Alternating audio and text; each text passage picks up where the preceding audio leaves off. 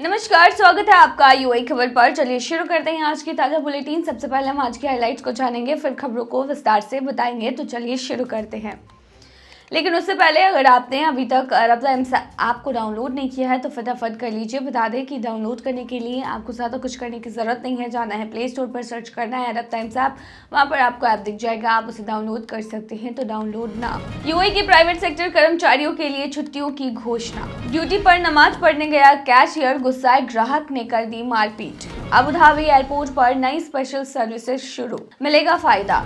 Dubai में 71 kilo धराया drugs, 2 लोगों को उम्र कैद। सऊदी में सड़क हादसा, मारे गए 2 अमीराती नागरिक। शेख मोहम्मद ने दुबई के शासकों की विरासत को सहेजने के लिए शुरू की है नई पहल। और आखिर में जानेंगे क्या है आज के रियाल रेट्स, क्या है आज के गोल्ड रेट्स और क्या है आज के दिरहम रेट्स। तो चलिए शुरू करते हैं। सैलरी भी मिलने वाली है आपको और आपको काम पे भी जाने की ज़रूरत नहीं पड़ेगी क्योंकि छुट्टियों की घोषणा हो गई है और वो भी प्राइवेट सेक्टर वाले लोगों के लिए। यूएई के मानव संसाधन और अमीरात मंत्रालय ने घोषणा की है कि 1 जनवरी 2025 यानी कि बुधवार को देश के सभी निजी और सरकारी कर्मचारियों को सार्वजनिक छुट्टी मिलेगी। यह घोषणा पहले से जारी 2025 की आधिकारिक छुट्टियों की सूची के मुताबिक है। 1 जनवरी की छुट्टी 2025 की पहली आधिकारिक सार्वजनिक छुट्टी होगी।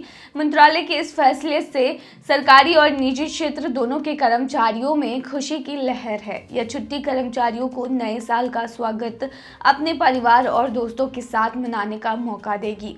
यूएई के निवासी 2025 में कुल 13 दिन की सार्वजनिक छुट्टियों का आनंद ले सकेंगे। इसके अलावा इस्लामी त्योहारों जैसे कि ईद उल फित्र और ईद अल अधा के मौके पर लंबी छुट्टियां दी जाएंगी। 2025 में ईद उल फित्र की छुट्टी पिछले साल की तुलना में थोड़ी कम होगी। इस बार रमजान खत्म होने के बाद शव्वाल के पहले 3 दिन और रमजान का आखिरी दिन मिलकर कुल 4 दिन की छुट्टी मिलेगी। इसके उल्टा 2024 में यह छुट्टी सप्ताहांत समेत 9 दिनों की थी। बता दें, ईद की छुट्टियों को छोड़कर बाकी सार्वजनिक छुट्टियां यूएई कैबिनेट के निर्णय से सप्ताह की शुरुआत या अंत में बदली जा सकती हैं। हालांकि अगर कोई सार्वजनिक अवकाश वीकेंड के दौरान आता है तो उसे किसी अन्य कार्य दिवस में बदलने का प्रावधान नहीं होता। स्थानीय सरकारें भी जरूरत के अनुसार अतिरिक्त छुट्टियों की घोषणा कर सकती है। ड्यूटी पर नमाज पढ़ने गया कैशियर, गुस्साए ग्राहक ने कर दी मारपीट।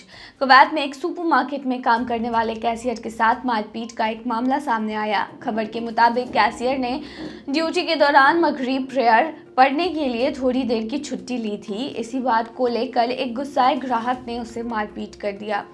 घटना कुवैत के एक सुपरमार्केट की है। रिपोर्ट के अनुसार जब कैशियर ने नमाज पढ़ने के लिए थोड़ी देर का ब्रेक लिया तो एक ग्राहक लाइन में इंतजार कर रहा था। ग्राहक को गुस्सा आ गया और उसने कैशियर को गालियां दी और मारपीट की। कैशियर ने कहा कि वो सिर्फ 5 मिनट के लिए नमाज पढ़ने गया था और वापस आकर काम शुरू करने वाला था। उसे उम्मीद नहीं थी कि कोई ग्राहक इतना गुस्से में आकर उस पर हमला कर देगा। घटना की शिकायत कर दी गई, पुलिस में दर्ज कराई गई है। आरोपी ग्राहक को गिरफ्तार कर लिया गया है और मामले की जांच चल रही है। अबू धाबी एयरपोर्ट पर नई स्पेशल सर्विसेज शुरू, मिलेगा फायदा। अबू धाबी के जायद इंटरनेशनल एयरपोर्ट ने पीपल ऑफ डिटर्मिनेशन यानी कि विशेष जरूरतों वाले लोगों के लिए एक खास सेंसरी स्पेस शुरू किया है। यह उन लोगों के लिए बनाया गया है जो शारीरिक, मानसिक और या फिर भावनात्मक चुनौतियों का सामना करते हैं। सेंसरी स्पेसेस एक ऐसी जगह है जहाँ पीपल ऑफ डिस्क्रिमिनेशन को आराम और सुकून मिलता है। यह खास कमरा हल्की रोशनी, शांत म्यूजिक और रिलैक्सिंग माहौल से सजा हुआ है। यहाँ उन्हें आराम करने के साथ साथ अपनी फ्लाइट का इंतजार करने का अच्छा माहौल भी मिलता है। लंबी यात्राओं के दौरान एयरपोर्ट का माहौल कई बार तनावपूर्ण हो सकता है, खासकर उन लोगों के लिए जिन्हें मानसिक सुकून की ज़्यादा ज़रूरत होती है। सेंसरी स्पेस उन्हें आराम और सुरक्षा का एहसास कराता है। अबू धाबी एयरपोर्ट का यह कदम पीपल ऑफ डिटर्मिनेशन की ज़रूरतों को ध्यान में रखते हुए एक सराहनीय पहल है जो दूसरे एयरपोर्ट के लिए भी मिसाल बन सकती है।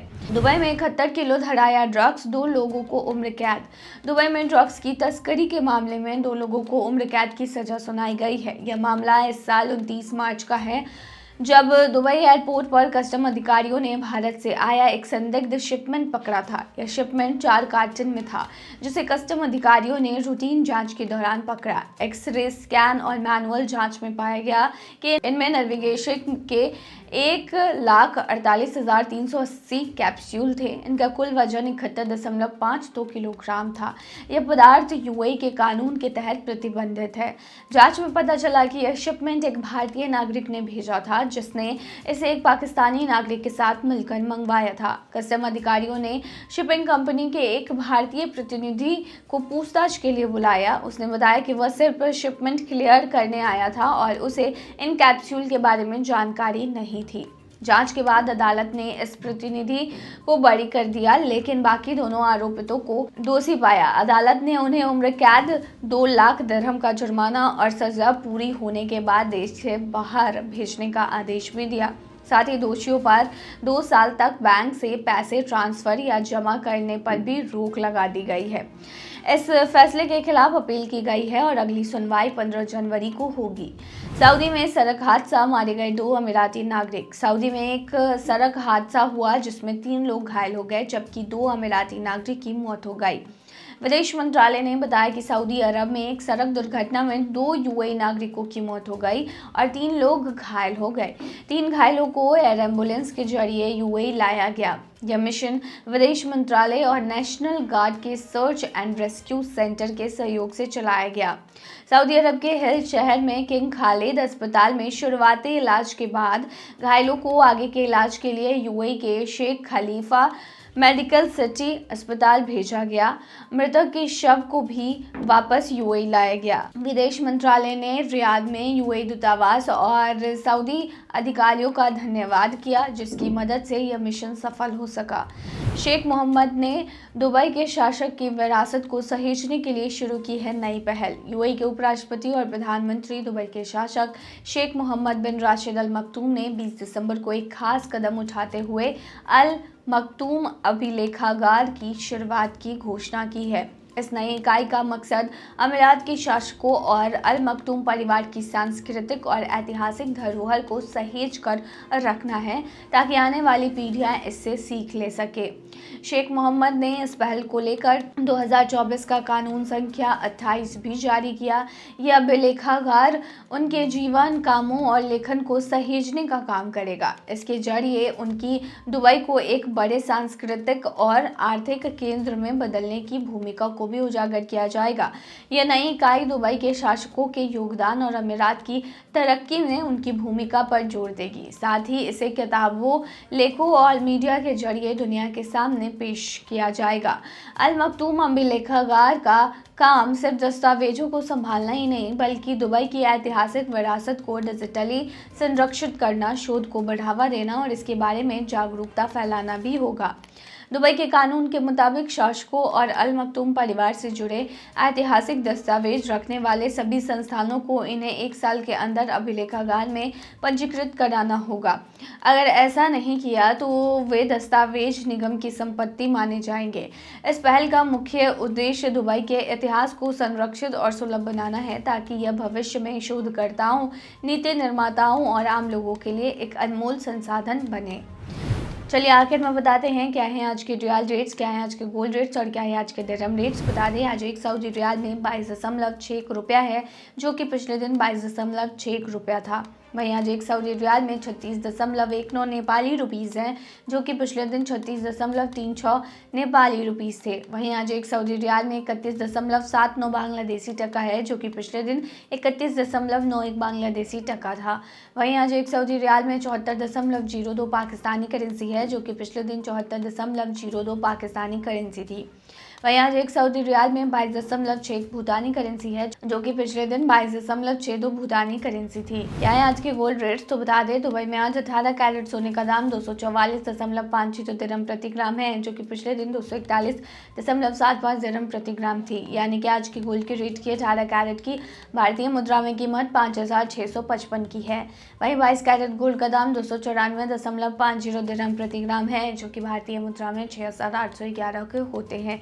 जो कि पिछले दिन 291.25 दिरहम प्रति ग्राम थे। वहीं दुबई में 24 कैरेट सोने के दाम की बात करें तो ये 318.25 दिरहम प्रति ग्राम है, जो कि पिछले दिन 314.50 दिरहम प्रति ग्राम थी। वहीं आज के 24 कैरेट सोने के दाम के भारतीय मुद्रा की बात करें तो ये आज 7,360 की है। क्या है आज के दिरहम रेट, तो बता दें आज एक यूएई दिरहम में 23.14 रुपया है, जो कि पिछले दिन 23.14 रुपया था। वहीं आज एक यूएई दिरहम में 37.02 नेपाली रुपीज़ हैं, जो कि पिछले दिन 37.20 नेपाली रुपीज़ थे। वहीं आज एक यूएई दिरहम में 32.52 बांग्लादेशी टका है, जो कि पिछले दिन 32.65 बांग्लादेशी टका था। वहीं आज एक यूएई दिरहम में 75.73 पाकिस्तानी करेंसी है, जो कि पिछले दिन 75.73 पाकिस्तानी करेंसी थी। वहीं आज एक यूएई दिरहम में 23.14 भूटानी करेंसी है, जो कि पिछले दिन 23.25 भूटानी करेंसी थी। तो ये थी आज की बुलेटिन। ऐसे ही ताज़ा अपडेट्स के लिए बने रहिए हमारे चैनल पर।